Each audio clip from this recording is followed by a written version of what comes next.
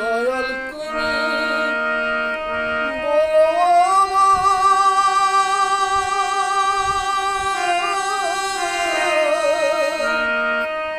এই বেদনা কেমনে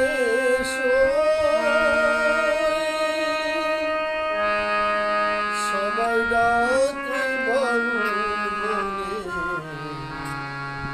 বাউল হতে পারলাম কই সবাই ডাকে বাউল বলে বাউল হতে